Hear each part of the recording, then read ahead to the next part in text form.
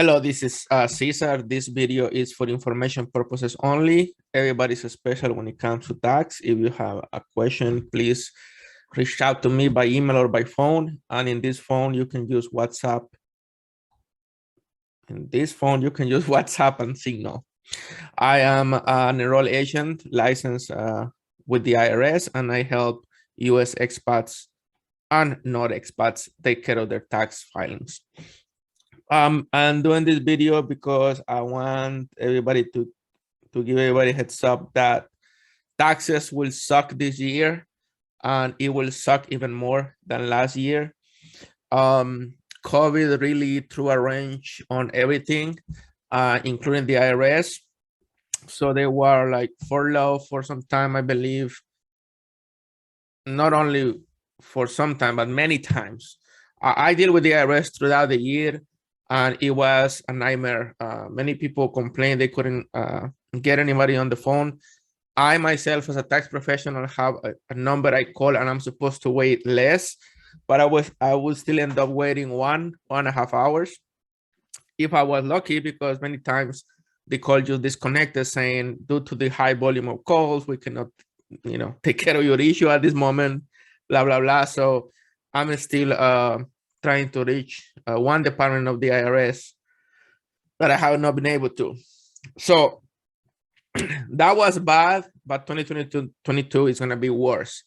And the reasons are many. The IRS is pretty much the collection agency of the country. And compared to corporations, their budget is almost nothing. So they have to do a lot with a little. Not to mention, and I'm just speculating here, the morale of IRS employees might not be, the best. So they are doing a lot with a little. They have little people. They don't have little people. Like, they have a small amount of people for the work they do, and also many times they're working for outdated systems. So be prepared to be patient. So like, preparing yourself psychologically is like the main purpose of this video, but also make sure you have all your tax documents in order. Make sure that your tax return is prepared as accurately as possible. Make sure that you do everything you can to e-file. For expats, for example, one problem they have is that if they are married to a non-resident alien who does not have a social, they have to write NRA in this space, and then not a lot of software can handle that. I know of some software that can handle that, and I was using one last year. I expect to be able to e-file return like this year as well, but I have not actually done it, so I cannot say with certainty. And so there is an agency inside the IRS that is called the Taxpayer Advocate. They are like part of the IRS, but they are not influenced by the IRS. So it's like they are supposed to be looking after the interests of the citizens.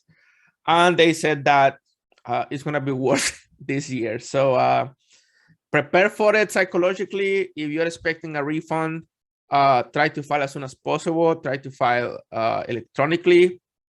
And if you have to file a paper return, do not even count on that refund, because paper returns by nature take 8 to 12 weeks to process, another 4 weeks for them to send the check. If you live outside the US, another 4 weeks. So now we're talking about almost 4 months under normal circumstances. If now you add to the pile that they are behind, they usually start with 1 million tax returns, unprocessed tax returns. This year they started with 6 million unprocessed tax returns. So that should tell you how far back they are, and hopefully they are not going to be sent back. They're not going to be quarantined. They're not going to be anything unexpected. So be patient, gather all your information, try to e-file, and do not count on the refund. So I mean, I know I've been doing taxes for a lot of years, and many people spend their refunds before they get it. You know, they buy stuff that they say, okay, I pay in a few weeks when I get my refund.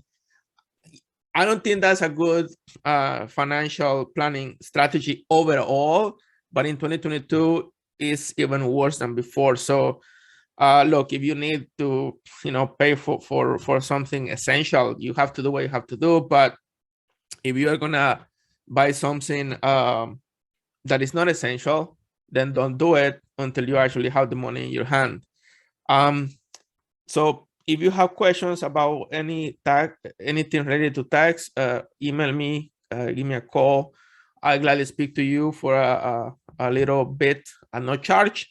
And then we'll decide if you want to hire me or not and what it is that you need to do. Okay, so until next time.